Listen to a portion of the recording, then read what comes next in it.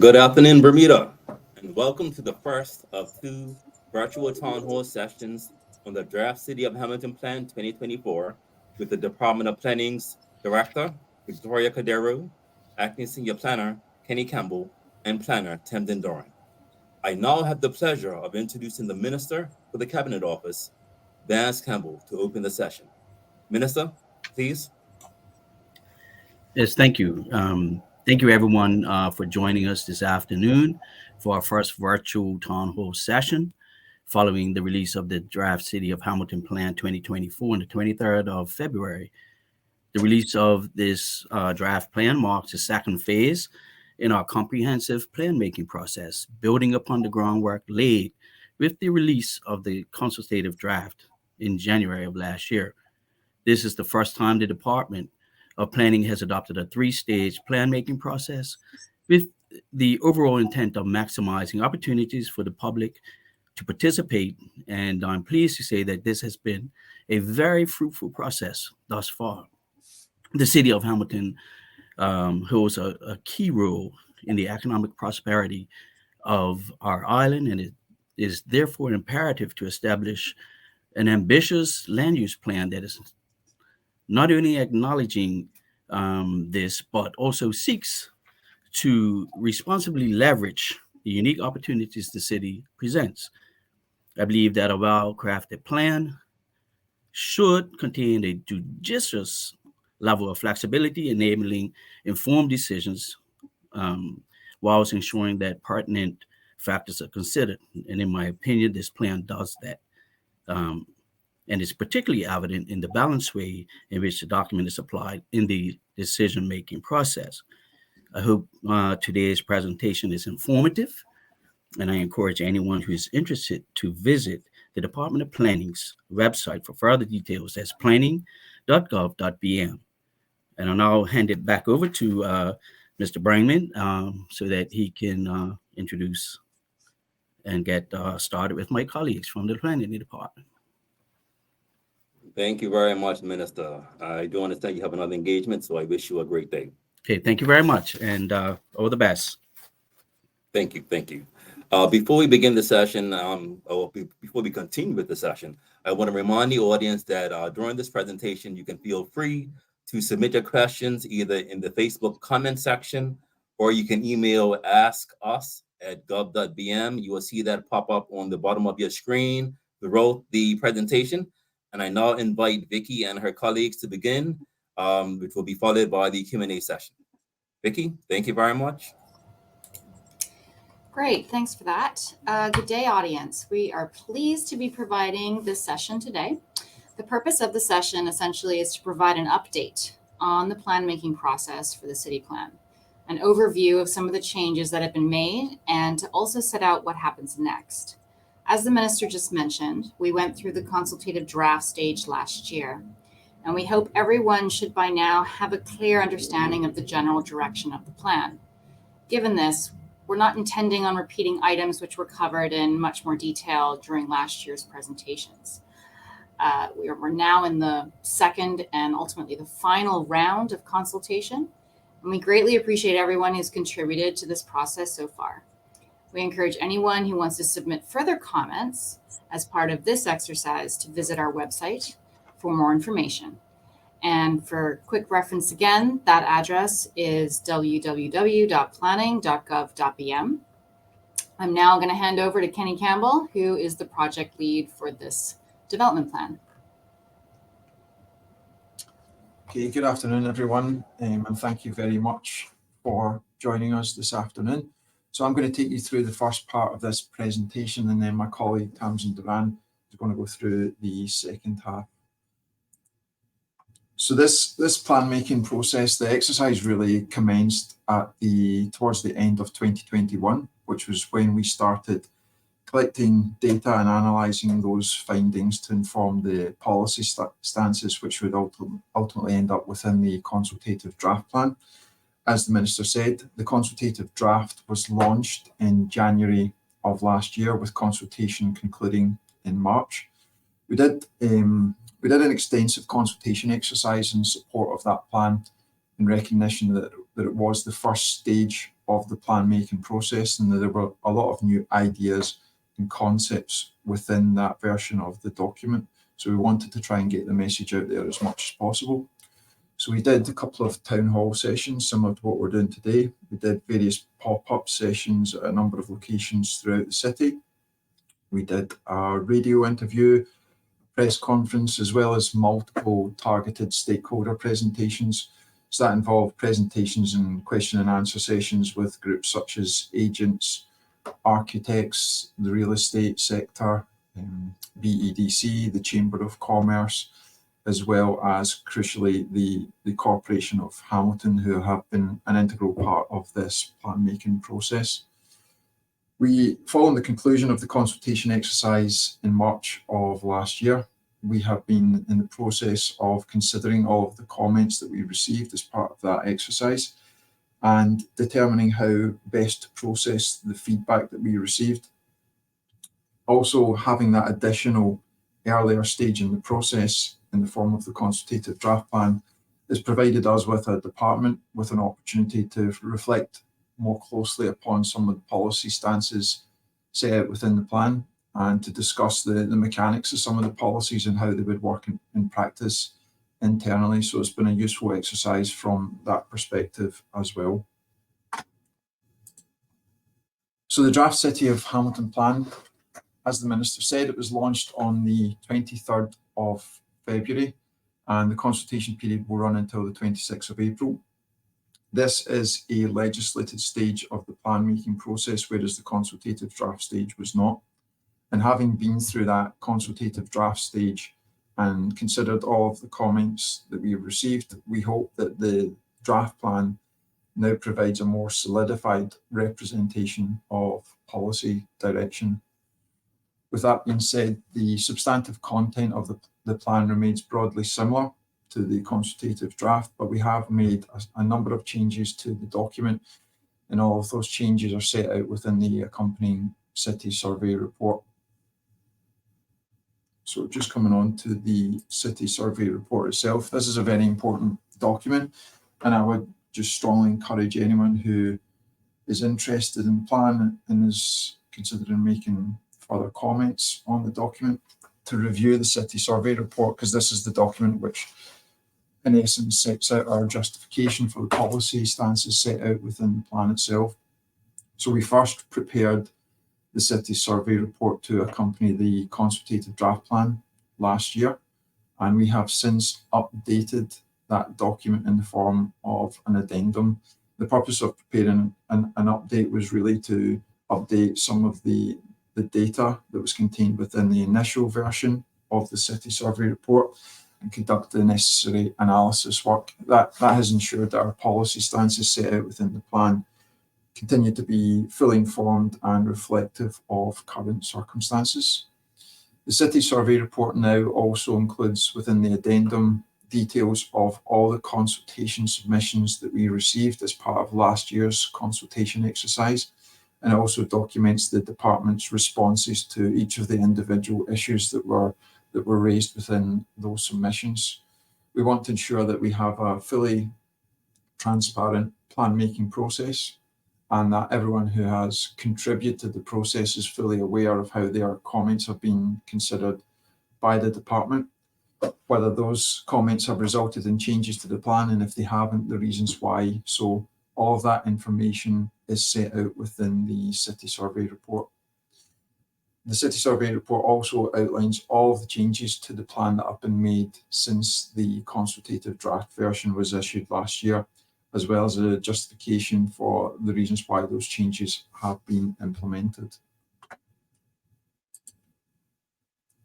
So as the Director said, the purpose of today's presentation is not really to replicate a lot of the topics that we went into a great deal of detail in last year's presentations, but I do want to touch on some key topics within the plan just as a bit of a refresher.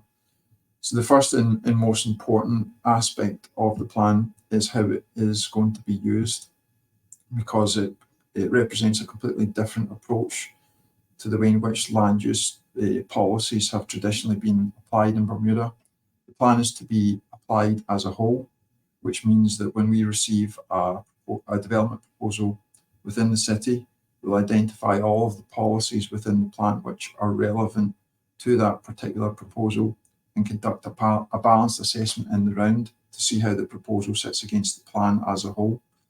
There will be particular emphasis upon ensuring that proposals align with the overarching objectives of the plan, which we have now embedded within an actual policy, whereas they weren't within policy within the consultative draft version, as well as the 6 strategic placemaking principles set out within the strategic section of the document. We hope or believe that this approach will enable us to reach reasonable, balanced and informed decisions. And a very critical aspect of this approach is that we would be moving away from those circumstances where a single policy mandates the refusal of an application which the department or the Development Applications Board deems to be acceptable on balance. What that will hopefully reduce is the circumstances where applicants are forced to go down the appeal route and have decisions overturned because of the way in which the plan has had to be applied previously. We know that the appeals process can lead to significant delays and it can have economic implications for projects.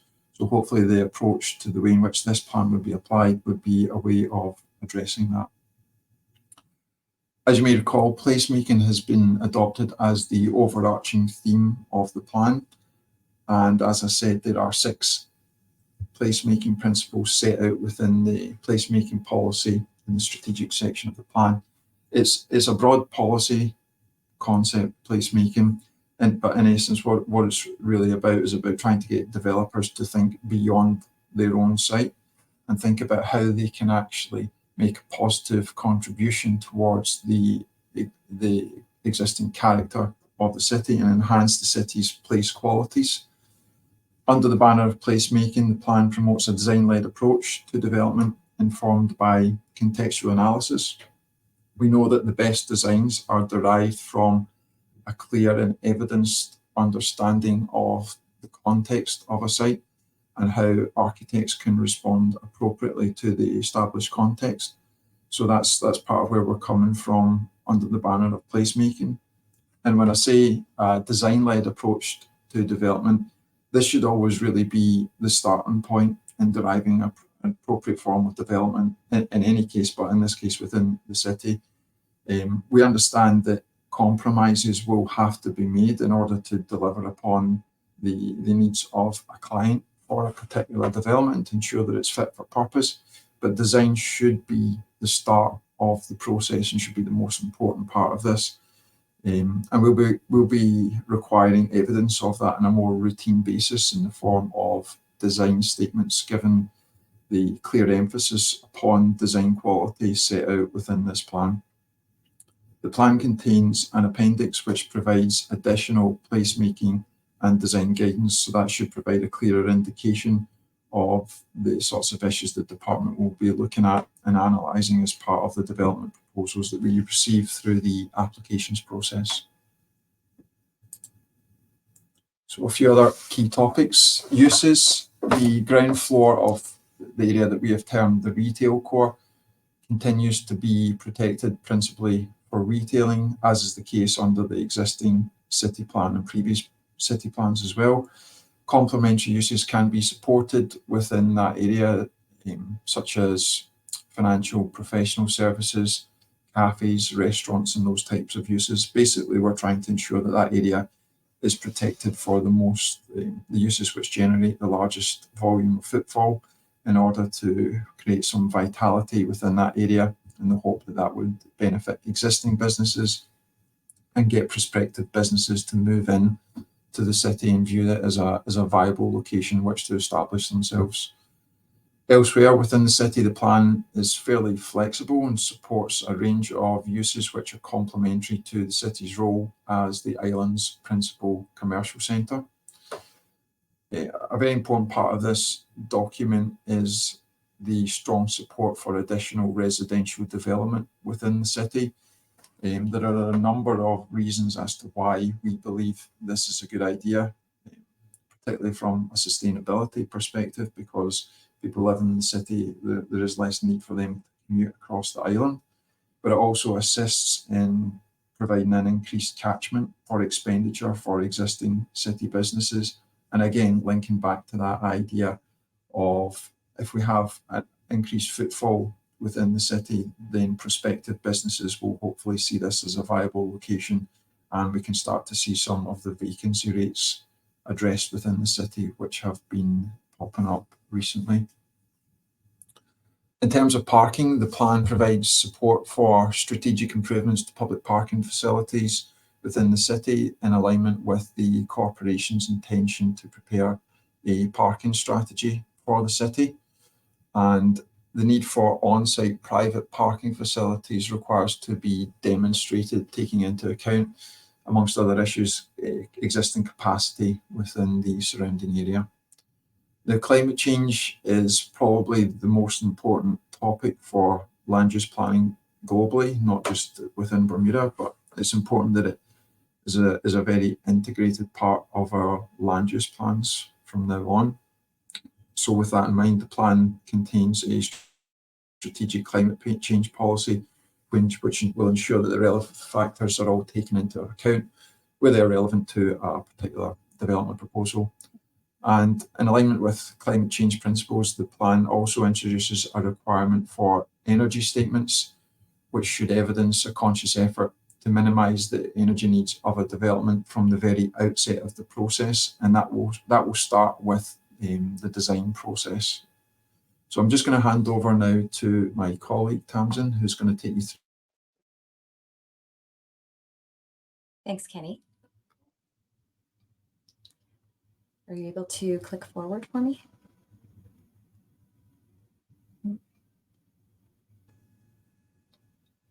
Thanks, Kenny. Can you hear me? Yeah. Yep. Great. So as Kenny mentioned, when we went through the consultative draft plan consultation process, we received a lot of feedback, and that was considered. As a result, we made a number of changes to the plan. So I'm going to go through a number of the key changes that we made. We received a lot of feedback whereby the public were acknowledging that we do have an aging population, and that accessibility within the city is something that is it needs to be considered in all design proposals. The consultative draft did have a policy relating to accessibility, but when we took a look at it, we thought we needed to elevate its importance further. So we have added a specific objective, which speaks to universal design and accessibility. And then in the placemaking policy, we have also expanded upon that to touch on this at a higher level. We had a comment associated with the waterfront provision. So you would know that the waterfront is one of the strategic development sites. We have 4 that we've recognized within the city. We received a comment essentially saying that they recommended that we recognize the existing use of the waterfront as an active port for cruise ships and other visiting vessels, and then that use should continue. So we agreed with that comment fully, and we have revised the policy to reflect that accordingly. The consultative draft did speak, as Kenny has mentioned, about encouraging a wide and diverse range of uses across the city, but some of the feedback that we got suggested that maybe the intention of that policy wasn't being fully understood. So we went and we sort of revised that policy, made sure that we were not discounting any uses which could contribute towards the vitality of the city. We received some feedback with regards to ensuring that cultural heritage was recognized in development proposals that were put forth. We do have a historic areas section, which is fully dedicated in the plan to listed buildings and historic areas, but we decided under the overarching placemaking policy that we would highlight cultural heritage a little bit more than we had in the consultative draft. So we've added that. As I mentioned before, we have 4 strategic development sites which were recognized under the consultative draft. That was the City Hall Car Park, the Parleville Car Park, the waterfront, and also the former Canadian Hotel site. We did receive a request to consider adding a vacant piece of land at the intersection of Joel's Alley and Church Street, which we took a look at. We also contacted the owner of that property, who was fully in support of it being promoted as a strategic development site. And upon review, we do think that if developed appropriately, it could have the ability to really vitalize that area and contribute in a very positive way to that part of the city.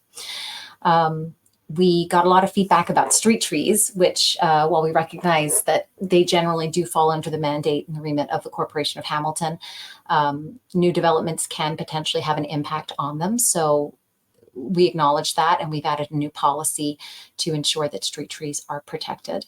And then finally, the other big change is to do with the subdivision policy. We went back and took another look at it and just refined it a little bit, made sure that the tests in assessing a proposed subdivision application were meaningful, and we revised that accordingly. Can you click to the next slide for me? Thank you. So what happens next? So as Kenny's mentioned, we're right now under a public consultation period, which will end on the 26th of April. All objections and representations which are submitted during that time will be reviewed by the department. Essentially, if the department is unable to come to a resolution with an objector, there will be the opportunity for the objection to be presented at a tribunal. The tribunal will then prepare a report with its recommendations, which will then be presented to the minister for consideration. And then the minister will consider all of the recommendations and make his decision. A final tribunal report. Oh, could you click back for me? Thanks. A final tribunal report will then be prepared, and the plan will be finalized and then pursue its adoption through the legislator. Next slide, please. Thank you. So how do you submit comments? All right. Well, the first thing you want to do is you want to go to our website, planning.gov.bm. You'll see a pretty little picture of our front cover of the Draft City of Hamilton Plan. And if you click on that, it's going to take you to our Draft City of Hamilton Plan webpage. If you scroll down to the bottom of that webpage, there is a section on how you can submit comments. We'd like them to be submitted through our customer self-service portal. The first thing you have to do is register an account before you can submit your comments. So I've sort of included a little screenshot there of what the customer self-service portal looks like. The dark blue button is where you're going to register yourself and get an account. Once you've done that, then you're going to go into the home page. You're going to click on the Draft City of Hamilton Plan button, and then we've tried to provide some pretty useful screen instructions to sort of talk you through the submission process. Next plan. Can you click to the next slide? Thank you. In terms of the timeline, so the top line, the 4 boxes on the top row have all been completed to date. We are now in the February to April 2024 box, which I've circled there. So essentially, we've just issued the draft plan and we're conducting the legislative consultation process or phase. After that, we will take a look at the objections and representations that are submitted, and we will prepare departmental position reports. Obviously, those objections where resolutions cannot be made will be presented to a tribunal, which we're hoping to do in August, September time. And then in October, November of this year, we'll prepare a tribunal report, which will be presented to the minister, and he will make his final decisions. And our hope is that by the end of the year, the plan is adopted and has become an operative document. And last slide, please.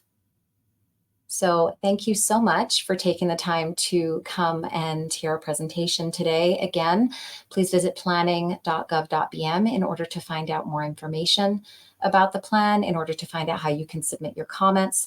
Alternatively, you can also email us at cityplan@gov.bm if you have any questions. And just remember that the deadline for feedback is the 26th of April. So thank you so much for listening.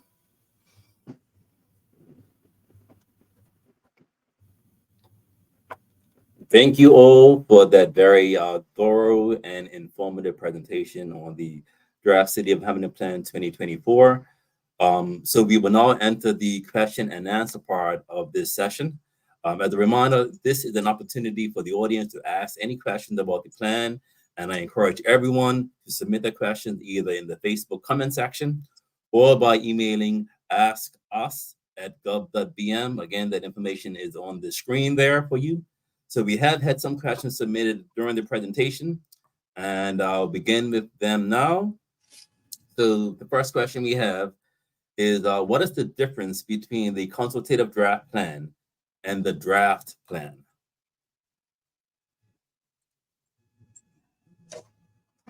All right, I'll Who take wants to that one. that? Do you want Okay, to thank take you, that, Kenny. Kenny? As I kind of touched on,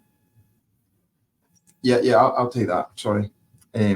As I touched on during my presentation, that the idea behind the consultative draft was really to create a further opportunity within the process to maximise public input and stakeholder input into the plan making process. And again, another part of it was to try and resolve any issues at an earlier stage in the process than has previously been done, so that by the time we get to the draft plan stage, which is the stage we're now at, we can have ironed out any issues, and it makes for a more smoother passage towards the adoption of the plan. So the consultative draft was not a legislated stage of the process. The draft plan is a legislated stage of the process. So that's the most significant difference between the two documents. And as I said during my presentation, having that stage has allowed us to refine the plan slightly in response to public feedback, and hopefully, as I said, will allow for smoother progression towards the adoption of the document. Okay, sounds good. Anything further to add from anyone? All right. So going on to the next question.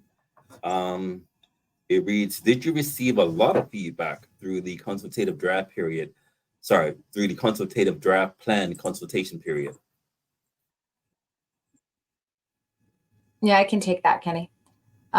Yeah, so we got a total of 19 respondents who provided written feedback through the consultative draft consultation phase.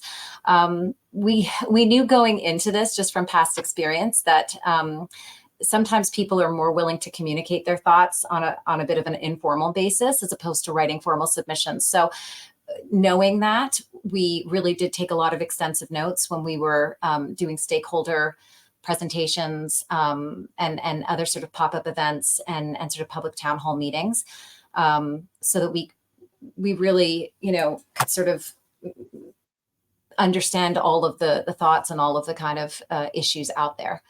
And all of that is reflected in the City Survey Report 2024. So if you go to that document at the back in the addendum, we provided tables that outline all of the comments that we received, whether they were sort of informally through these discussions or whether they were formally submitted. And they also include the department's response.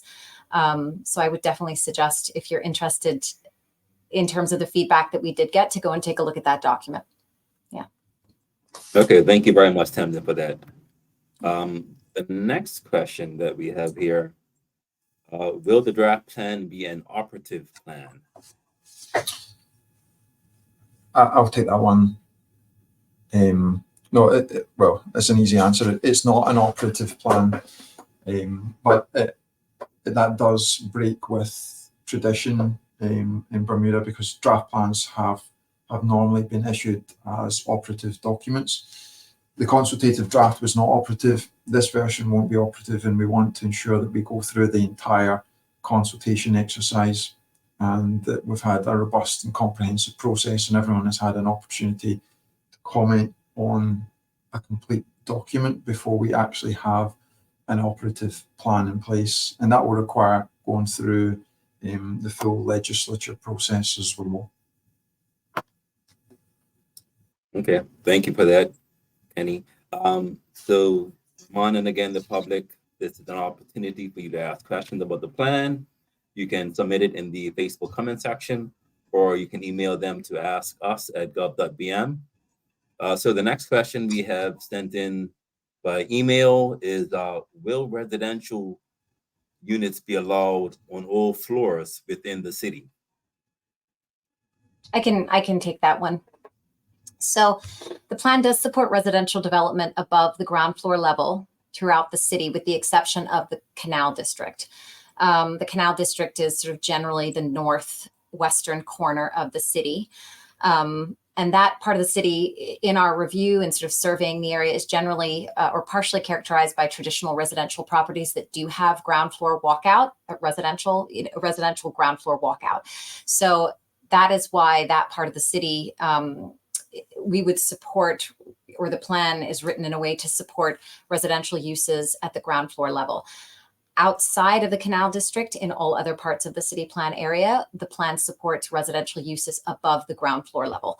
And the reason for that is because residential uses tend not to generate high levels of footfall throughout the business day, and therefore it can make minimal contribution towards the vitality of commercial centers. So in the commercial center, the retail core, and some of the other districts, we really want high level footfall in those areas to generate a lot of activity during the business hours.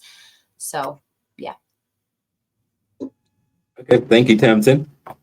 And the next question that we have here is, how about on-site parking? Will that be allowed for residential units? Yeah, I can take that again. So within the retail core, no on-site parking will be permitted. And this is a stance that's been carried over from the existing City of Hamilton Plan 2015. However, outside of the retail core, on-site parking is required to be provided. However, the board has discretion to waive that in some circumstances, like, for example, adaptive use of buildings, which may not have the space to provide on-site parking. Essentially, one reason that we chose to do that was we didn't want to displace parking onto the Corporation of Hamilton. So if you have a residential unit outside of the retail core, we are expecting that you provide for parking on site. That makes sense. So we're starting to get a bit more activity on our emails, a few things coming in. So another question that we have is, what is the Department of Planning seeing in terms of planning applications being submitted currently?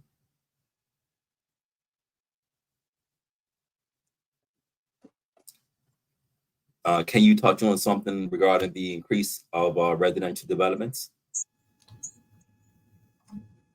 Yeah, sure. There's certainly been an increase recently in planning applications, and we're very encouraged to see that some of that has been in the form of additional residential development, which we know we need. The city really presents an excellent and unique opportunity in a Bermudian context for additional residential development. Outside of the city, the Bermuda plan is quite strict in terms of the density of development that you could achieve. The city presents a completely different opportunity, particularly in terms of density. And as I said, additional residential development in the city makes sense for a multitude of reasons, including particularly from a sustainability perspective. It really has the capacity to absorb a significant amount of additional residential development, dense residential development, which would clearly provide some much needed additional accommodation. Okay, thank you for that, Kenny. So another one that we have just received is, what does retail look like in the future, given online shopping is kind of beginning to be front and forefront for many businesses these days? Will they be replacing brick and mortar stores more? Yeah, I'll try and answer that one. This is something that we thought about very carefully, and it was something that came through in our analysis work as we were looking at other jurisdictions right at the start of this process. We know that there's been a general decline in brick and mortar retailing globally, really, for 25 years. In other jurisdictions, they have issues such as out of centre shopping, but in Bermuda, it's really the online shopping that's had and continues to have a significant impact upon in-person retailing. One way of addressing that is really the sort of placemaking approach that we're trying to take with the city plan. So if you can turn this an urban area, into a place which is an appealing place to be in and of itself, and not just necessarily because people need to visit it to access the services and facilities that those areas contains, then it can have knock-on benefits for existing retail. And as I said during my presentation, hopefully that would encourage prospective businesses to establish retail stores within the city itself. But there's also has to be a recognition that that can only go so far. And I think there is a real need for cities across the world really to diversify themselves and rethink fundamentally what they want to be in the long term. And I think a large part of that will be a need to introduce leisure facilities, recreation facilities, more cultural uses, that sort of thing. So I think that those types of uses would be fantastic for the city. Again, that would link into placemaking aspirations, and people would have different reasons for visiting the city, which would be a positive for the vitality and viability of the city overall. Yeah, that was a great answer, Kenny. So that is the last question that we've received thus far. Is there anything further that the team at Department of Planning wish to add? I'll just, if there's no more questions at the moment, Michael, no? No, not at the moment, but definitely encouraging the audience to send in any further ones they may have. Yeah, so something I think is worth talking about in a little bit more detail, because it came up as part of the informal dialogue that we had through the consultation exercise last year, was building heights within the city. Yes. I think there was perhaps a little bit a misunderstanding in the message that we were trying to give out with this plan. So as I said during my presentation, the starting point in deriving an appropriate development and design within the city should be to undertake a high quality contextual analysis of the surrounding area and really determining what would be an appropriate architectural response taking into account the existing circumstances of a site. Now, that doesn't mean that you have to mimic what's in the surrounding area. It just means that you have to come up with an intelligent architectural response in terms of scale, massing, building height. You would also be looking at opportunities to enhance connections and capitalise upon any opportunities for enhanced views within the city as well. So the issue of height is not mandated by the plan. It's not the way in which the existing plan limits story heights, but it should be clearly acknowledged that context is the most important thing in deriving building height, amongst other issues as well. And that's the message that we're trying to give out with this plan. And like I said, the plan does contain additional more detailed guidance in the form of an appendix, which gives a clear indication, as I said, of the types of issues that we would be taking into account in determining applications within the city, and provides a bit more steer in terms of building heights as well. Okay, great. So we don't have any more questions coming in at the moment. So Kenny, thank you for that. Is there anything else the rest of the team wish to share before we close the session?